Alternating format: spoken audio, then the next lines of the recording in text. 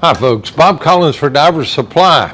So this is the TUSA Liberator, pretty popular jacket style BC. Nice as far as lift goes. It's an 18 up to 40, just depending on the size. The average weight of this unit is 6.97 pounds, so it's fairly lightweight as far as the weight of the actual unit goes. Now, pocket and weight wise, we've got 10-pound pockets in the front, and we've got two 5-pound pockets back here in the back. So just like we've been doing with the other BCs, we're going to take a look at it, and I'm going to work again from the top down to the bottom in the front, flip it around, take a look at the back, and help you to be able to compare the Liberator to the other 5 BCs in this little shootout. And again, this particular shootout is not comparing jacket style BCs to back inflates or back plate and wings unit. These are strictly jacket style BCs and looking at specific features of each different one. So when we look at the Liberator, one of the things that I noticed right off the bat is there is no padding like you see on some of them around the neck area. Coming down, we've got a single pre-bent D-ring here, and on this side you'll notice there is no D-ring on this side. Some of them have 2 and 2, some of them have 1 and 1. Just depends on the BC. So as you're watching the different BCs and making your notes and such, these are the things you want to take a look at, or like connection points, paddings, things along those lines. Now we've got a right shoulder dump, and like I've said before in some of my different videos, the triangle look or form, I guess I should say, on these right shoulder dumps make a little bit of difference in you being able to grasp it firmly. The round ones, to me, are not as easy to hold on to as the ones that are more in a triangle style like you see here. This shoulder pad has some padding in it. Some of them virtually have none, some of them have a lot. This one I would say would be in the middle point. Now the pad coming down really doesn't have any bent direction. It's got a little bit of an angle cut right here at the bottom. Doesn't necessarily mean that it's angled, but just the pad cut is angled. It's got the quick disconnect here like many of them do, and our adjuster. So pretty standard situation as far as the strap goes. Now, right here on the chest, we're looking at all of these chest straps. This chest strap is not adjustable up and down. You can tighten it. It cannot be removed. Just FYI, if you're one of those people that don't like chest straps, then you would have to cut this one off. There is a little whistle built into the clip right there, which is kind of cool.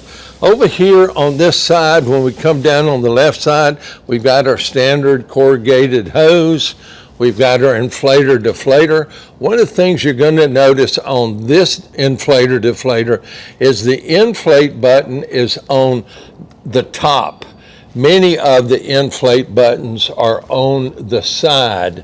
So when you hold it up, you would squeeze it from the side, or you would deflate from the end. That's the way most of them are. This one, and I believe the Scuba Pro, has the button on the top so that you would more or less control this per se with your thumb, even in either an up position or just a position out in front of you, I would say. The opening for oral inflation is very small. It's almost hidden, and you would really have to get your mouth on that to be able to blow air into it. So and it's very much a very small inflator deflator. Now we come on down inside in the back here. We've got a hard plastic back plate in here, and it runs from the top. It's got a built-in handle that you could grip if you reach down to move this unit around, even with a tank on it.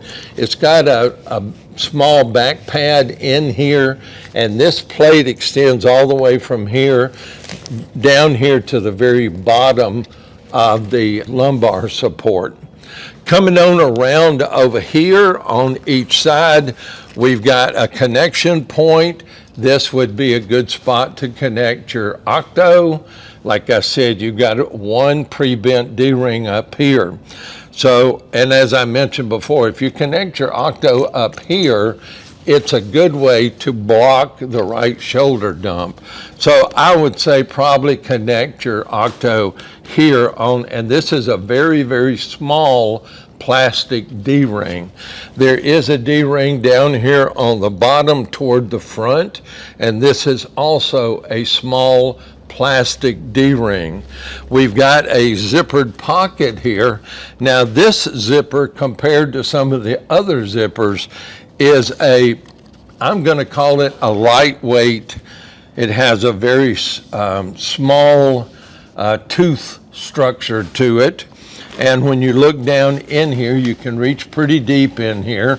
And this is a jacket style, so it's going to inflate around these side bolsters. But it's got a pretty deep pocket here, and it's got like a mesh in here and in the bottom, so any water that was in here would drain right out of the bottom. Now, the zipper has two zipper pulls on it, and this one is actually angled so that when you unzip it, you have a little bit of an ability. You're not just reaching in from the top, you can kind of reach in from the front. Might be a little easier to get your hand into, and then you unzip or zip in either direction. Makes it kind of nice. We've got our weight pocket in here, and it's tracked. It's got a Velcro closure on it, like you can see there, and it's got a track system here so that when you put it back in place. And this particular one, I'm kind of give you a look right here. You've got the pocket opening, and you've got the track that's accompanying with it, and you pull. I don't know if you heard very well when I push that in there.